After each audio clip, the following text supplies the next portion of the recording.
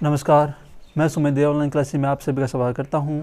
और इस online classes की सीरीज़ में आज हम करेंगे भूमिलिखित विषय अवगणना पार्ट 2। पार्ट 1 इसका हमारा ऑलरेडी कंप्लीट हो चुका है। अगर आपने पार्ट 1 नहीं देखा तो आप पार्ट 1 देखें। पार्ट 1 में हमने पढ़ा था वैश्वीकरण की परिभाषा, सिल्क रूट, विस्थापन, भोजन की यात्रा, प्रथम विश्व युद्ध। और आज हम देखेंगे पार्ट 2 में कॉर्न लॉ।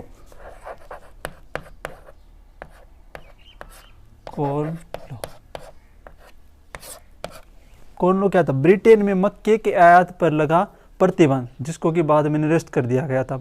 ब्रिटेन में ज़्यादातर जो जनसंख्या है वो मक्के के ऊपर निर्भर थी, और ब्रिटेन में जो मक्के का उत्पादन था वो उनके उपभोग की तुलना में कम था।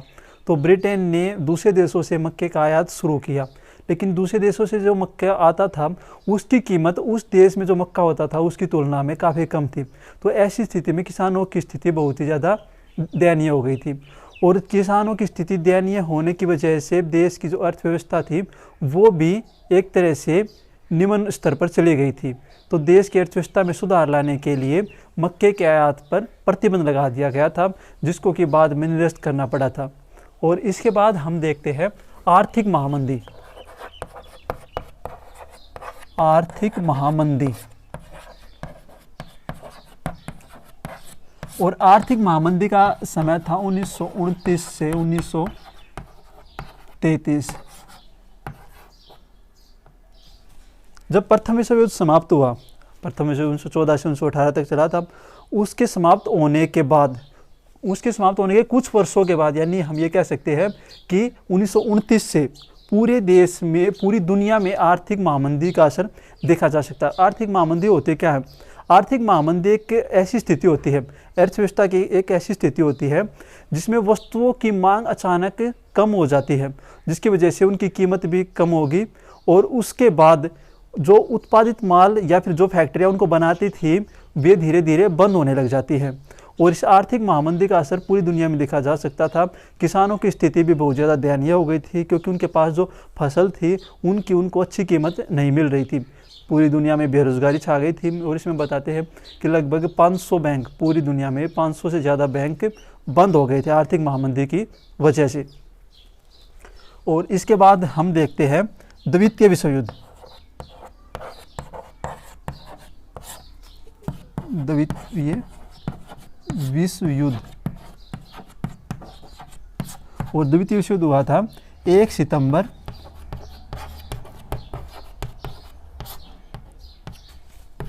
1939 से 2 सितंबर 1945 तक। प्रथम विश्व युद्ध में भी बहुत ज़्यादा हानि हुई थी, और प्रथम विश्व युद्ध के बाद जो शांति सम्मेलन हुआ था, पेरिस में जो शांति सम्मेलन हुआ था, और उसमें भी हम ये कह सकते हैं कि उस शांति सम्मेलन में सारा जो मित्र राष्ट्र थे, मित्र राष्ट्र ने सारा जो दोष था वो जर्मनी के ऊपर वो कर दिया था कि ये जो भी हुआ है वो इस देश की वजह से हुआ है, और वहीं से इसकी नींव पड़ गई थी। और उसके बाद द्वितीय विश्व युद्ध 1939 से 1945 में हुआ। इसमें भी बहुत ज़्यादा संख्या में सैनिक मारे गए थे, और काफ़ी संख्या में घायल हुए थे पूरी दुनिया में। इसकी वजह से भी हम ये कह सकते हैं कि महामंदी छा गई थी। अब विभिन्न देशों की अर्थव्यवस्था इसकी वजह से निम्न स्तर पर चली गई थी। उस अर्थव्यवस्था में सुधार लाने के लिए एक ब्रेटन वुड्स व्यवस्था हुई। ब्रेटन वुड्स व्यवस्था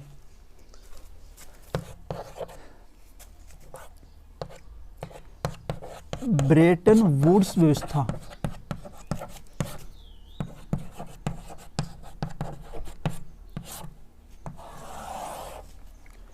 दुनिया के वे देश जिनकी अर्थव्यवस्था निम्न स्तर पर चली गई थी, उनकी अर्थव्यवस्था में स्थायित्व प्रदान करने के लिए ये सम्मेलन हुआ था, या फिर ये व्यवस्था शुरू हुई थी। और इसके तहत 2 संस्थाओं का निर्माण हुआ था, अंतर्राष्ट्रीय मुद्रा कोष और विश्व बैंक।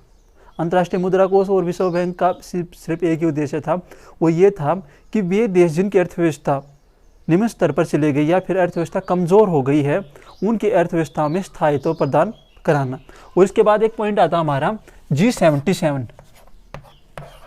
G77 क्या था?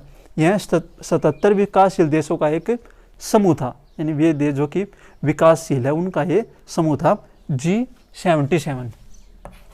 और इसके बाद देखते हैं तकनीक का प्रभाव। एक क्वेश्चन ये बनेगा कि खाद्य उपलब्धता पर तकनीक का प्रभाव क्या हुआ।